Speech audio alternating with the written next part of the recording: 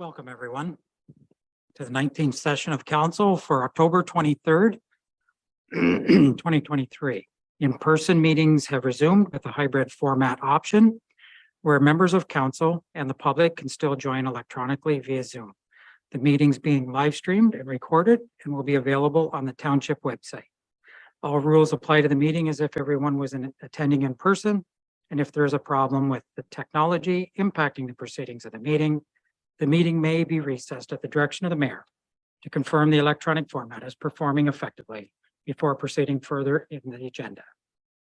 In the event of a connection or service disruption to those attending electronically, the mayor may recess the meeting to allow for attempts to reconnect. So this meeting was actually called to order at 6:15 this evening, and we were in closed session, and I rise and report that in the continuing interest of transparency and open government, the mayor reported an open session. The following outcomes for today's closed session meeting, and it was that direction was provided to staff. Your worship, if I could just reiterate that I was declared conflict on that. Yes, Councilor Broderick declared a conflict of interest in the closed session. Thank you for that public acknowledgement. At this time, we will have the playing of the national anthem. So if everyone could stand, they can.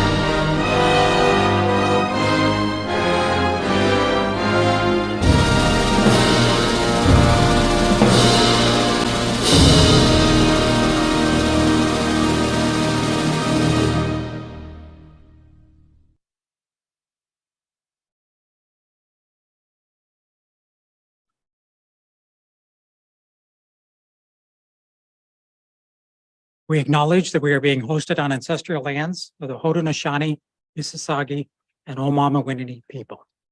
We acknowledge and welcome the presence of all Indigenous peoples, including the Métis, Inuit, and other First Nations from across this vast land, who also make this place home. The lands we are on today are recognized in the Two-Row Wampum, Dish with One Spoon Treaty, Treaty 27, and the Crawford Purchase. Excuse me. So this brings us to the open forum session. The first 15 minutes of the regular council meeting is set aside for open forum. Any individual can address council for up to 3 minutes and can only speak once. And just want to make notice that it's hereby provided that under the authority of the Municipal Act 2001 and in accordance with Ontario's Municipal Freedom of Information and Protection of Privacy Act, that all information provided for or at a public meeting, consultation, or other public process are considered part of the public record. So we have, first one we have is John Hasyn from Mud Lake Road. If you could just come forward, you can take a seat there. Make sure the mic is turned on. Just push the button. You have 3 minutes. Just start with your name and address. Is the mic on? Yes. Good evening. My name is John Hasyn. I live at 285 Mud Lake Road North, and I'd like to draw the council's attention to the increased traffic speeds along Mud Lake North, specifically the 60-kilometer limit. We've been tracking it for about a year now, and we've seen increased speeds, especially around because of the construction in Odessa and Amherst View. Speeds in excess of 80 kilometers an hour, sometimes 100, sometimes in excess of the speed flashing sign. It's not only construction crews, but also local traffic and businesses that are a problem. Many people, as I've mentioned before, are going in speeds in excess of 80 kilometers an hour. Because this is technically a county road, I've reached out to both the township and the LNA council, and they in the summer in August they put out a speed monitor. The data supposedly was sent to the county, but I called the county last week and they have no record of it, so I don't know what happened to the data. The remedy that was suggested by the individual at the LNA office was to inform the OPP of the speeding issues. But in my opinion, that's not enough. With all due respect to the OPP, I think it works for a few hours when they're patrolling the road, but then after that, the speeds go back to dangerous levels. So I would like to request that a process begins. I don't know what that process is to address the infrastructure along that stretch of road. For example, the signage, the speed limits, the line painting, maybe more signs. I'm not sure what the process is. I know it would require coordination between the township, the county, and the OPP. And so I would like to just go on record to request that process begins. And I would also like to put on record that, in my opinion, the speeds are so unsustainable and so dangerous at times. And I've had a few near misses myself. I think someone's going to get seriously injured along that road, either a pedestrian or there's going to be a serious accident at some point. So thank you. Thank you for bringing that to our attention. So the next item on open forum is we have some young speakers from the Odessa Public School. I believe it's Nathan, Elizabeth, and Benin. If you could please just come up, there's 3 seats there. If you wish to come up and each take a seat. And whichever, as you're speaking, just make sure that you've got a mic. The big thing with the mic is people in the room may be able to hear you, but this is also on YouTube afterwards, and you can't hear anything on YouTube if it's not in a mic. Okay? So whenever you're ready, please go ahead and give us your information.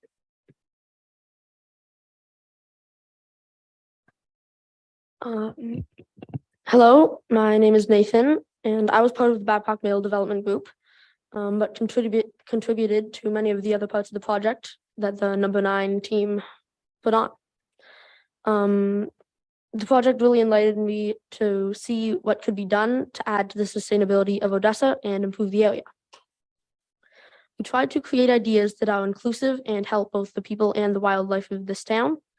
And I'm enthusiastic about the idea that creations I helped come up with and worked on could be implemented into the community. I think it's important to add to the Babcock Mill area, as it would attract people to Odessa, which in turn would help this growing town. The reading garden is something that I think people of all ages would be able to enjoy. Babcock Mill is already a beautiful space, and I think that the garden would really add to it. Additionally, adding something of historical relevance to the area, like a statue, could help attract a larger range of people. I think that the Rainbow Crosswalk is also important, as it shows the inclusiveness of Odessa, of the LGBTQ2S+ community. Putting it somewhere central, like Main Street, makes it seen and used more, and it represents the support of the township. As for the purple multi-use pathway, it will not only help with transportation as it allows bikers easier travel, but it also adds a splash of color to the town. My class and I worked very hard to come up with ways to improve this town, and it is amazing that you are willing to take input from the community and bring it to life.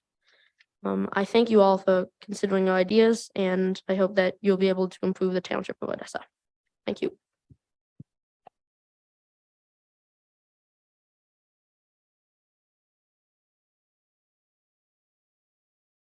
Hello, council. Hello, Council. We are here in hopes of convincing you to vote yes to these projects like he listed, My name's Elizabeth. and I'm Benin. We are here. We are currently in the 8th grade at Odessa Public School. Last year, our class worked with number 9, like he also said listed, to create the projects that are presented today. We believe that these projects will have a positive impact on our community. It will help to create a bigger sense of community by encouraging people to gather and being inclusive space for all. It will also be pretty awesome to see the projects created by 12 and 13-year-olds become a possibility. It is something memorable for us, for both of us. Thank you Thank for you for your coming. time. Thank you.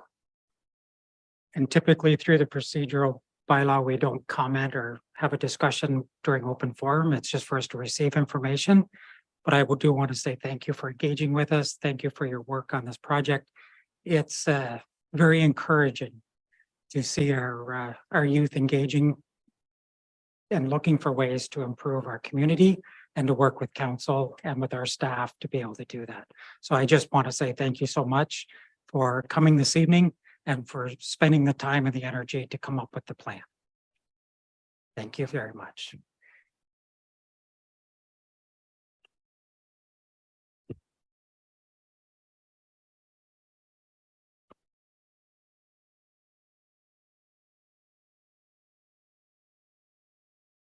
So I'll just check in the audience. I know we've got one more presentation coming, but before that'll be under the presentation portion, we're going to add it to the agenda. Is there anyone else in the audience that wishes to speak to council during the open forum? Seeing none, I'll just check in the virtual audience. No. Perfect. And I'll just, before we proceed further, I'll just let the participants know that if they wish to stay, they're welcome to stay for the meeting. If you wish to leave, we understand. If you could just do it quietly, we're going to carry on with the rest of the meeting.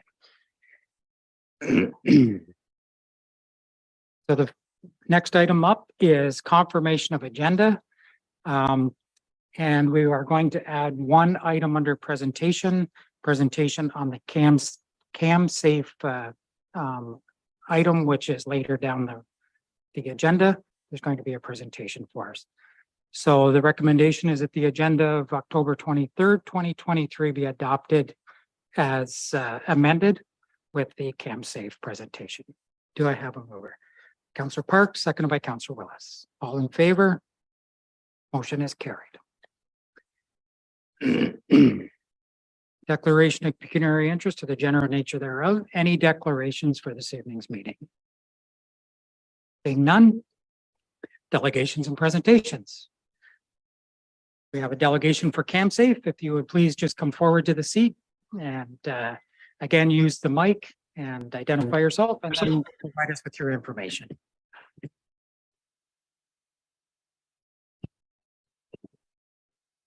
Good evening, Your Worship, members of council.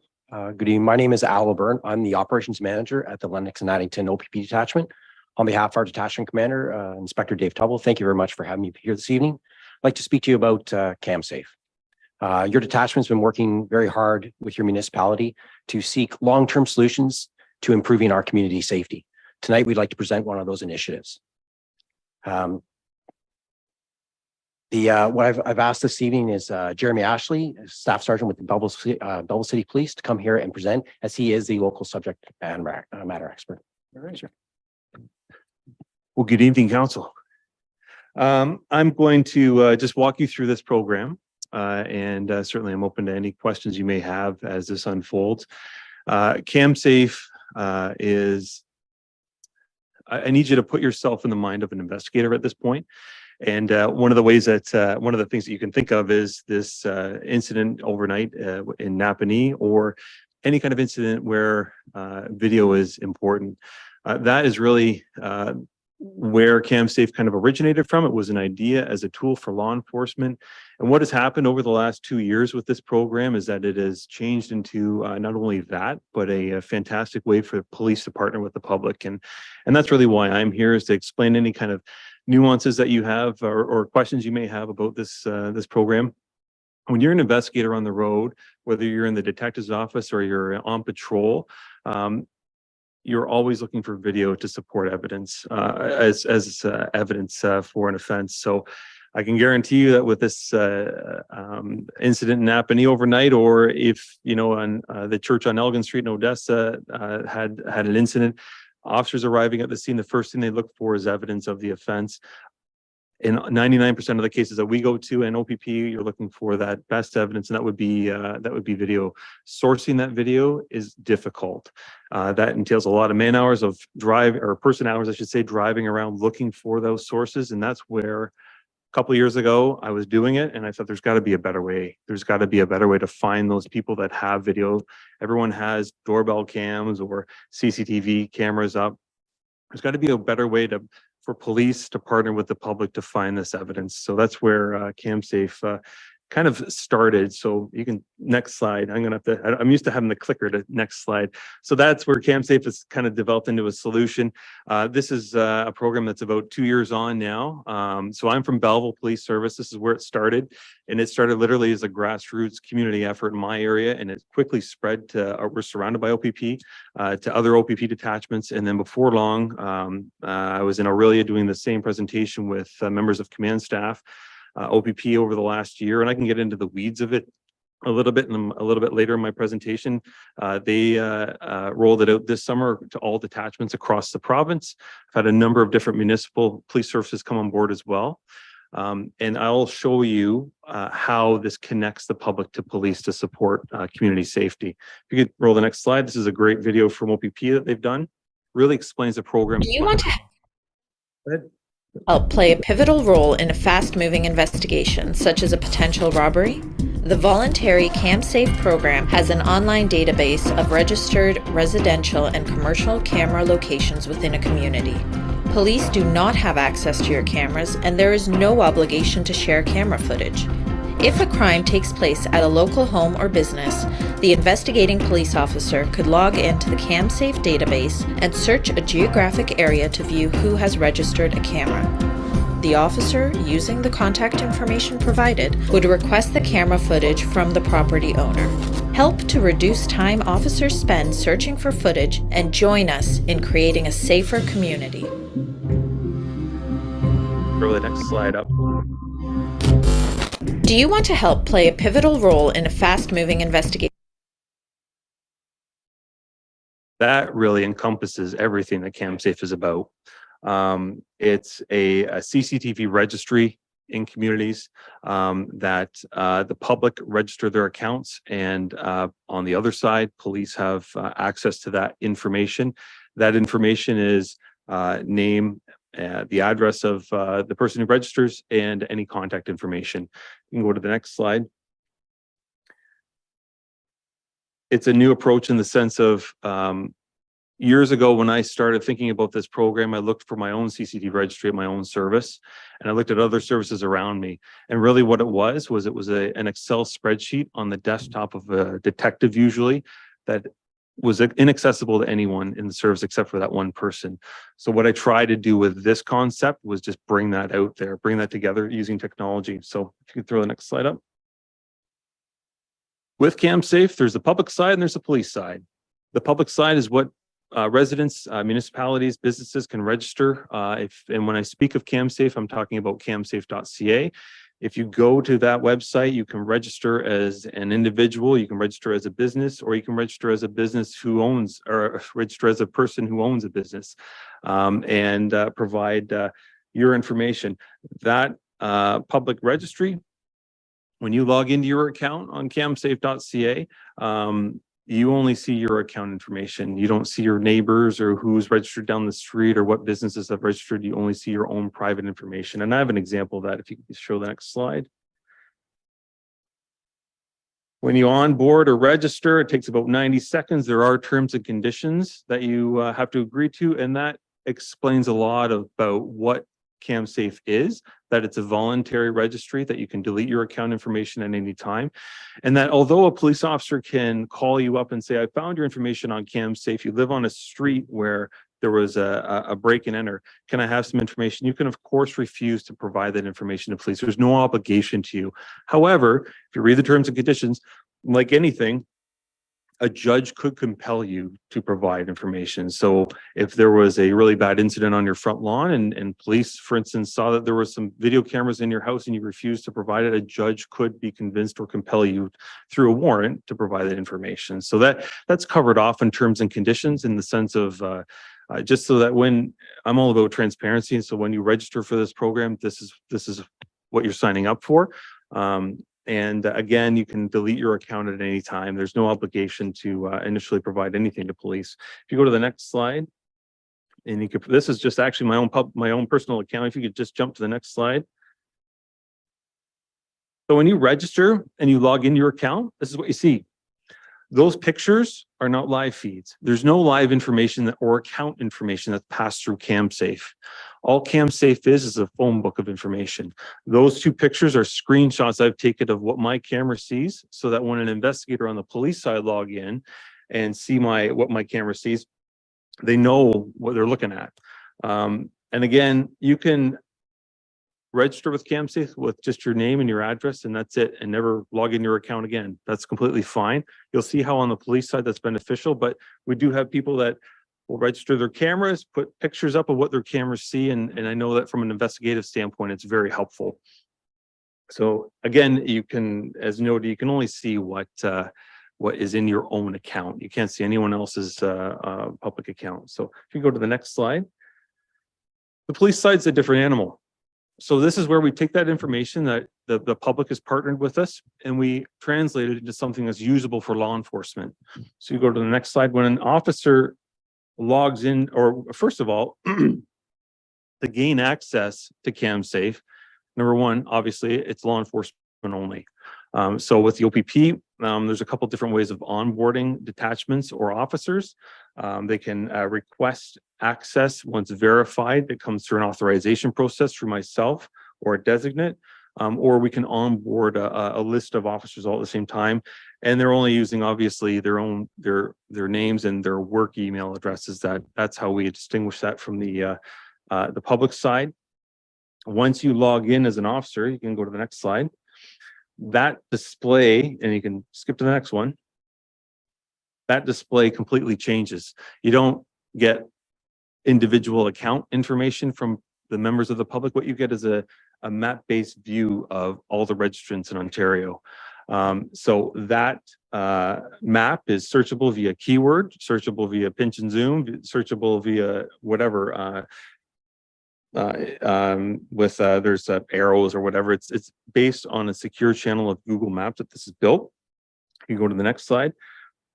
So what that does is, if you're responding to that street in Odessa, or you're responding to that street in Napanee, or wherever you are as a police officer, when you get to the street, whether it's you're a patrol officer responding to a scene, or whether you're a detective in an office, you can log into CamSafe and already see who in that area is registered and partnered with police.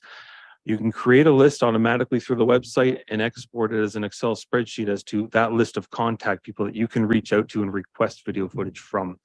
Should be noted that nothing, as mentioned, gets transferred through CamSafe. This is just a phone book, if you think of it that way, of information for the community or for police to use as to who wants to partner in the community with police to direct them to, yeah, we have cameras over here.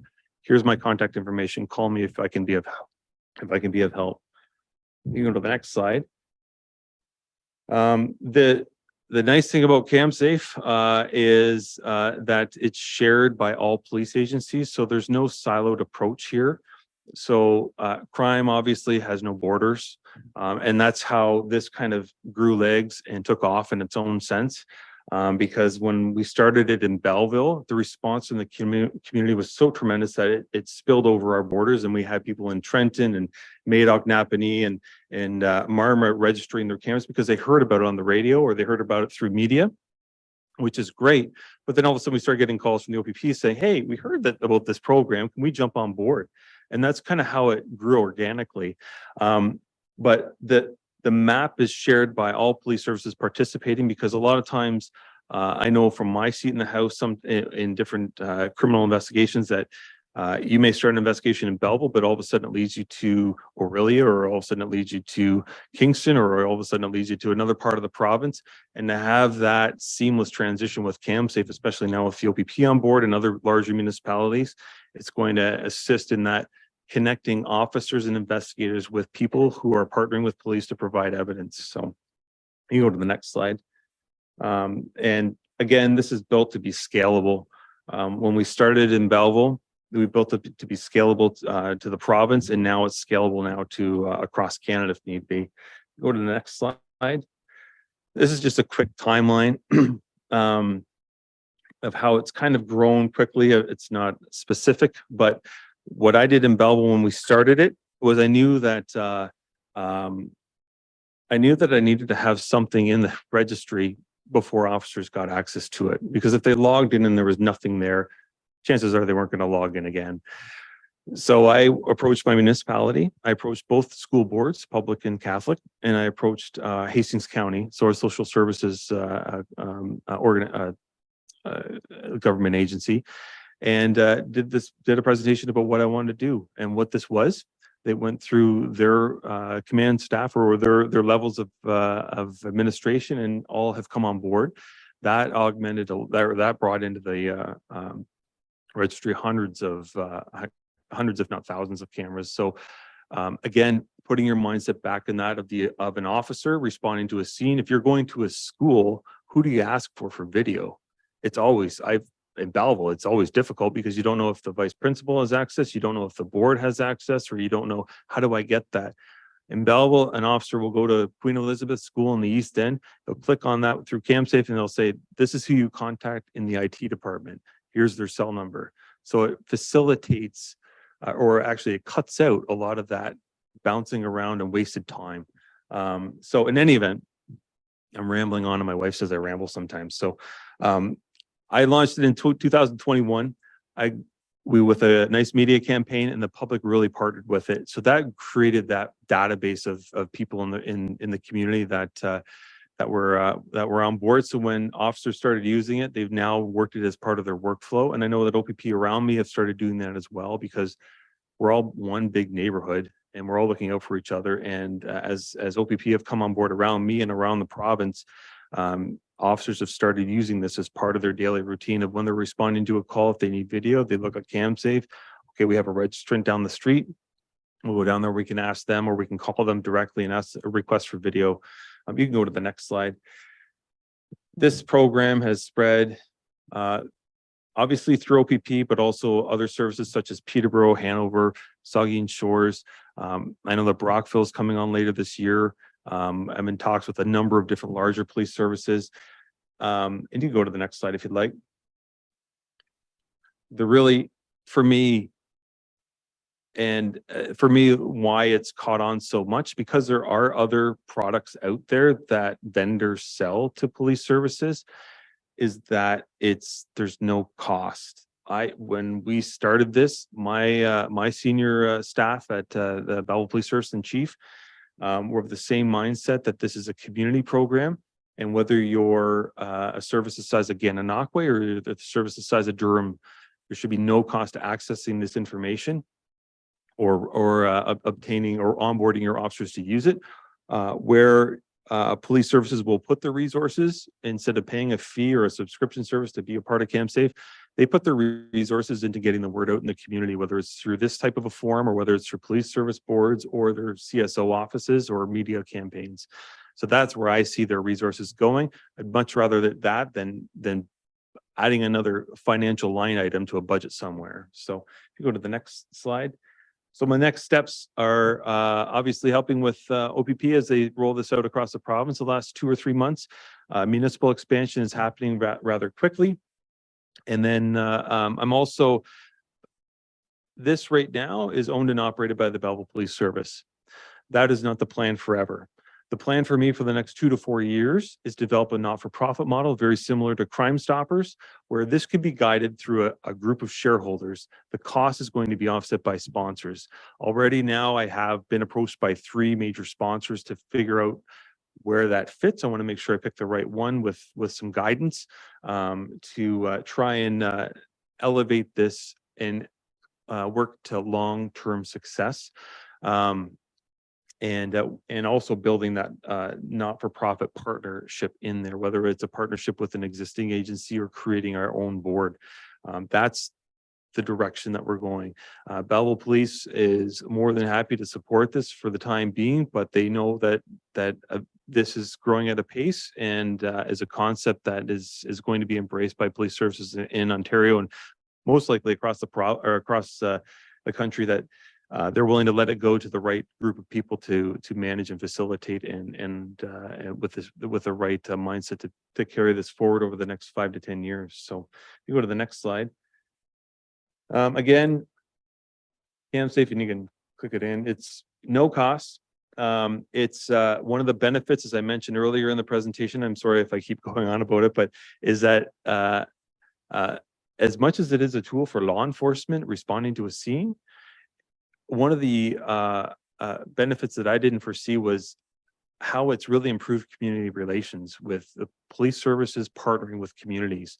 And we see that across the province now with different areas implementing this program, that their police services and their councils and their municipalities are reaching out and partnering with police on this platform.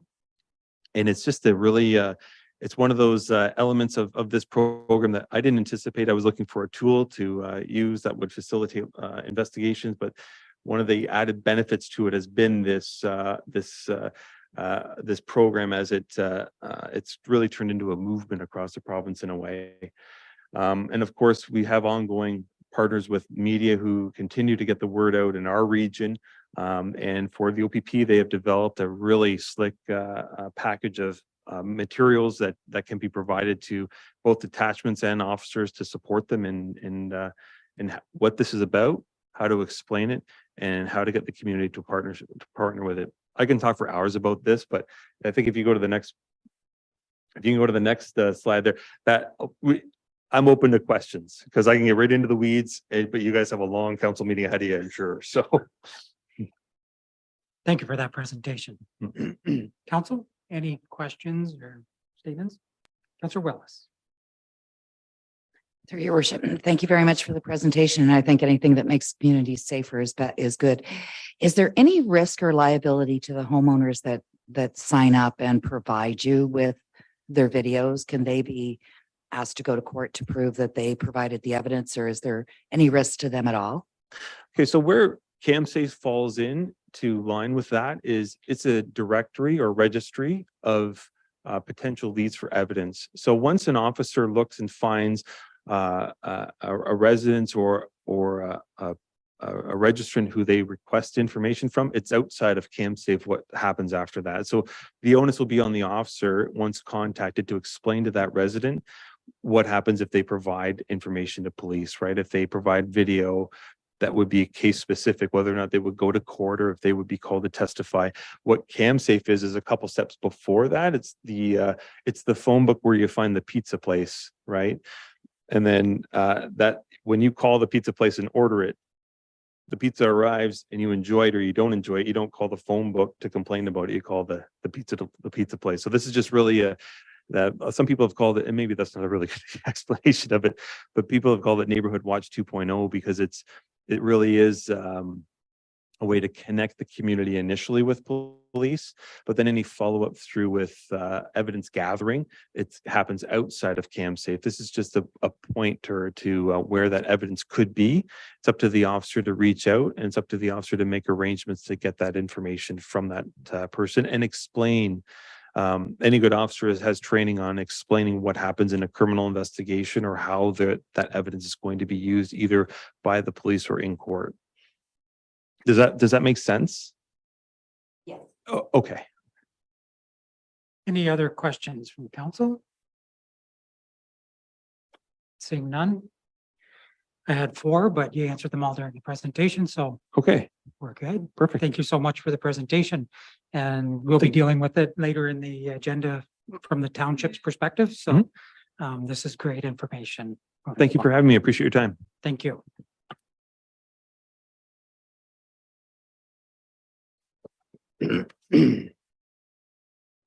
So our next item is the adoption of the minutes. The recommendation is that the minutes of the 18th session, regular council, October 10th, 2023 be adopted as circulated. We have them in our package. Have any errors or omissions noted by council? Seeing none, do I have a mover? Deputy Mayor, so moved, seconded by Councillor Ennis. All in favor? Motion is passed. Next one is Imagine My Sustainable Community Initiatives. Yes.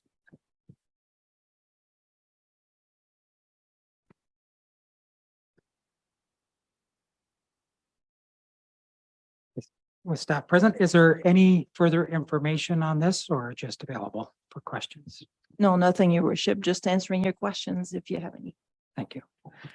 Council, any questions for clarification? Councillor Broderick. Thank you, Worship. Just on page 2 of the report, ongoing maintenance costs. Actually, let me go at something else first. In terms of funding, was any thought to some of the renewable energy funds in some of the items as opposed to the $50,000? Through your worship, no, but that is something that we can review. I just think that a project like this is, I think, a perfect thing for that program. So again, the ongoing maintenance costs. So is that something that I guess maintenance costs in a sense, would that be also, maintenance costs are maintenance costs, and no matter what happens with whether it's the rainbow painting of the road, et cetera, there's still maintenance costs whether you do it or not. So are they fairly, like, there's nothing shocking of what maintenance costs may come of this? Yeah, through your worship. So for something like the rainbow crosswalk, because it's colored paint, it's slightly more expensive to do. So, there is some increase, but it's not like it would be significantly different from your standard white hatch crosswalk. And then, for the park, it would be just, grass maintenance around the reading garden, maintenance of the plants. If unfortunately vandalism or something like that happened, but all your typical ones would be. Okay, thank you. Councillor Willis. I will declare that purple is my favorite color. Is there significance to the purple for the multi? Just a favorite color. Through your worship. Yeah, when we asked the students what would the inspiration for the purple was, it was just someone's favorite color. Any other questions for clarification? I just have one.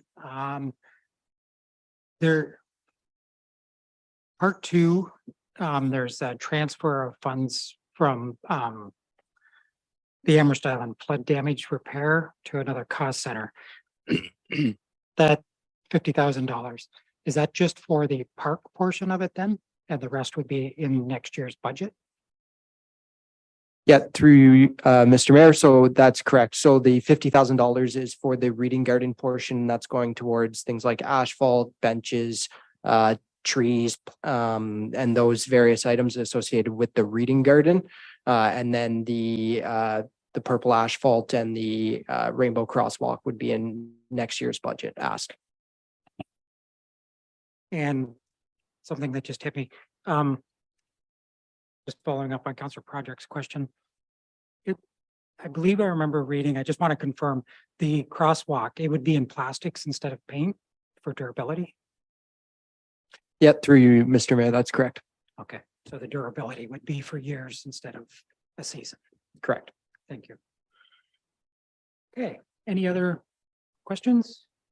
Seeing none. The recommendation attached to the report is that the report from the Engineering Environmental Division, October 23rd, 2023, Reimagine My Sustainable Community Initiatives be received, and that council approve the implementation of the Babcock Mill Reading Garden, a multi-purpose, multi-use pathway along Main Street, Odessa, and a rainbow crosswalk of Main Street, Odessa, immediately west of the West Street intersection.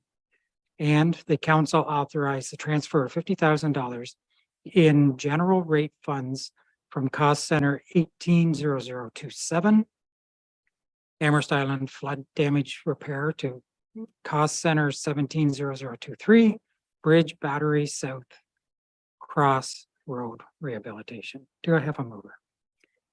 Deputy Mayor, so moved, seconded by Councillor Budrick. Any comments from the mover? Seconder? Just one, if we could possibly look at any future costs that may be incurred after this initial, that we look at the Renewable Energy Fund possibly to maintain this, so it is ongoing, going in perpetuity. I noted. Any other comments from council? Councillor Broderick. Thank you, Worship. I attended the session in June. You people have grown physically quite a bit, and I'm sure intellectually also. This is the type of project that I think our council needs to support and get the youth involved, because hopefully you people at some point will be living in a community, hopefully loyalist. And you know, the whole concept of community involvement, we get frustrated, speaking for myself, sometimes when you don't feel the involvement, but when you see it, it's a different thing. And I know that, you know, the fact that it may be something, if it's voted favorably, is built by young people for young people, and hopefully young people will look after it, because that's one of the things that, you know, you find. I'm a retired educator, so I know a lot of the things that kids do, and it's like, what's it going to make a difference to me? But the reality is when kids, and I'm not saying that disrespectfully, are involved, a lot of good things happen. And I know, and I've talked to principal at the high school about, you know, getting kids involved, the older kids too, so that you develop a community that, you know, Amherst U West, I'll use the example where young people are also giving ideas for what they want to look at in terms of where they want to live. And, you know, now you can move on to the bus tennis court stop there and do something about that, because I graduated from Ernesttown in 1980 and it's still there. But anyways, great job. Thank you, Councillor Broderick, and for the plug on the next project. I saw another hand up on this side. Did I? Okay. Thank you. Councillor Worship. I did actually I was going to mention, just wanted to thank the young people for being involved in this project. Councillor Broderick touched on most of the points that I was going to say, so we'll leave it at that. Okay, sounds good. Thank you. Any other comments? Seeing none, call the question. All in favor? Motion is passed. Queenie Conservation Memorandum of Understanding for non-mandatory programs and services. Any additions to the report from staff, or just comments? No, your worship. Council, any questions for clarification? Councilor Price. I just have one quick one, because where is the area we're talking about for our jurisdiction for Queenie? Is it the northwest corner of the township? Is that fair to say? That's correct, Councillor Broderick. It's really the northwest corner, and not a lot of development happening there, so we don't necessarily obtain their services as far as doing reviews. Any other questions for clarification?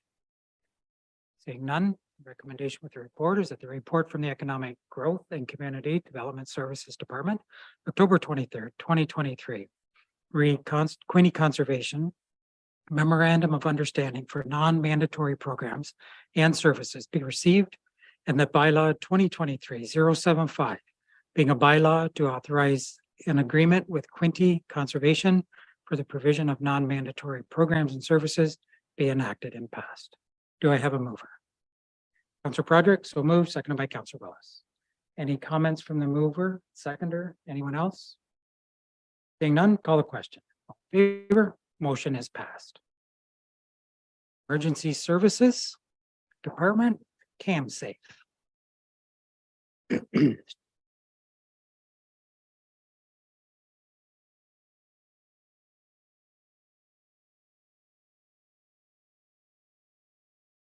If we're coming forward, Chief, is there anything to add to the report or just here for questions?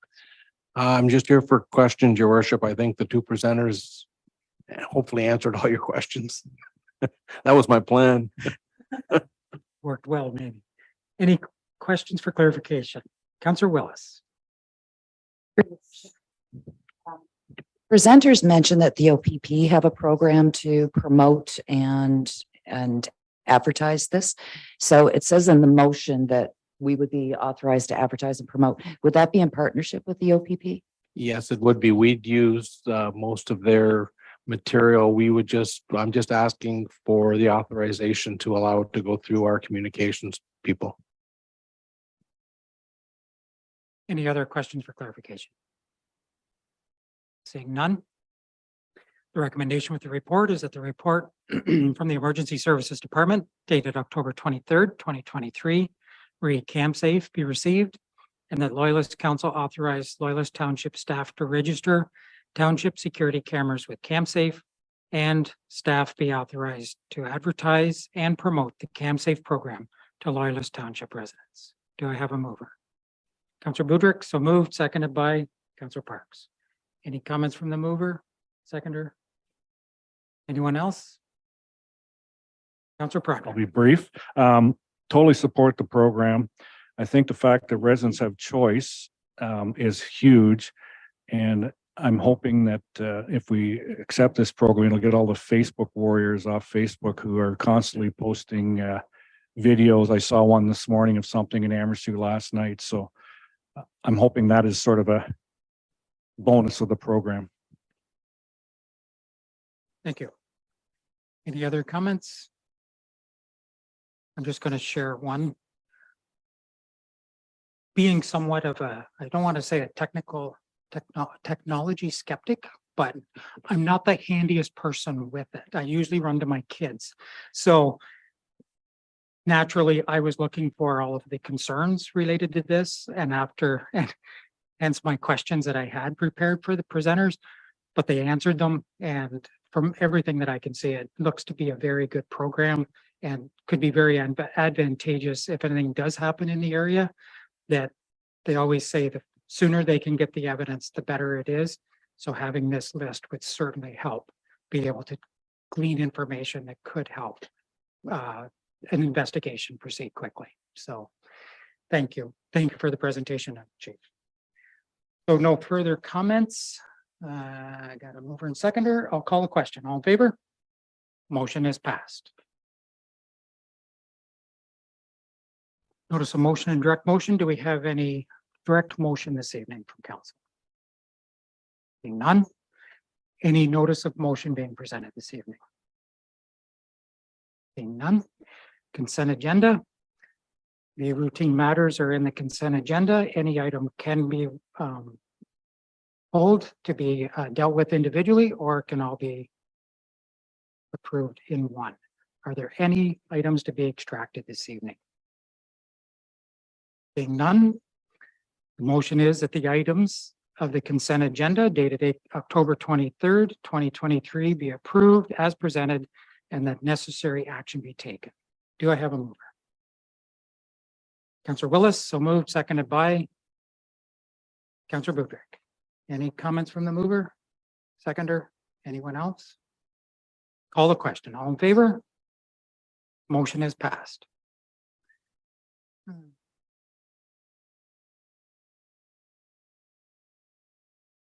Updates from members of of members appointed to county council committees or local boards. Are there any updates or information to be provided?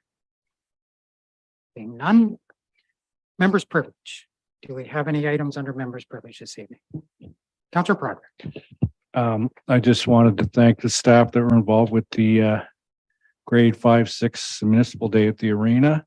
I had a lot of fun. I hope the kids had a lot of fun, and I'm sure there's lots of little budding politicians after the day of visiting, or maybe they're going to go the other way. But thank the staff for that. Thank the schools, and hope to see Odessa Public School there next year.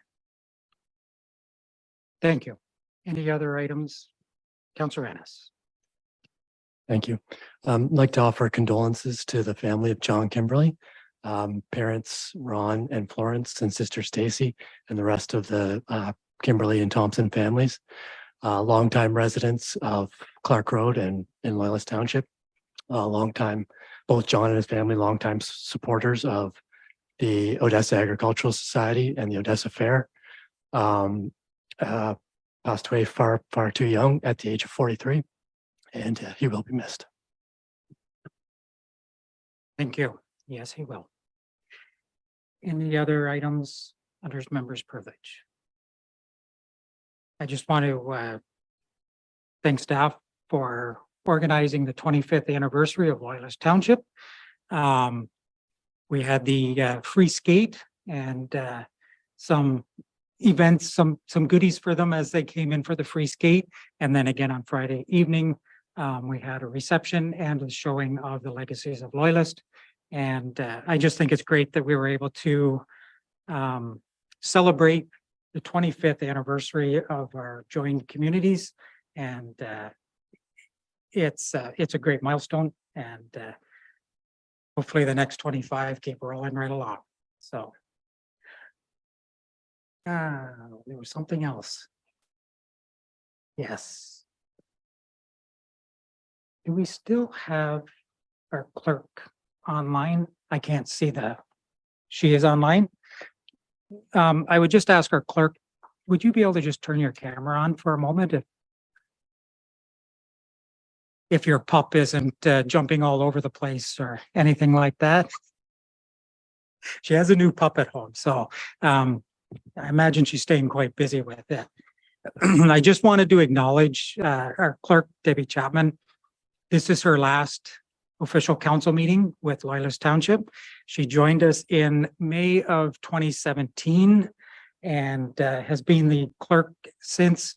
I always say they're the ones that keep us on the straight and narrow and keep us out of trouble.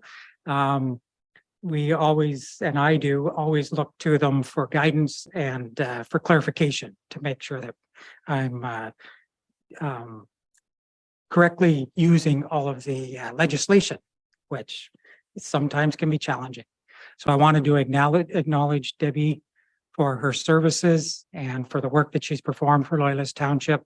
And I want to thank you, Debbie, for moving the township forward throughout the years you were here. Thank you.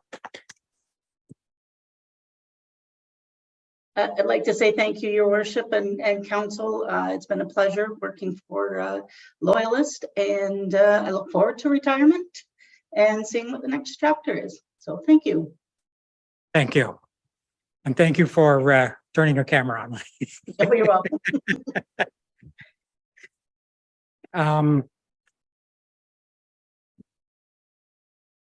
I was just going to mention a couple of items that are coming up too. There's the trunk or treat this Sunday at the Odessa Fairgrounds. It's open to the public, and it's a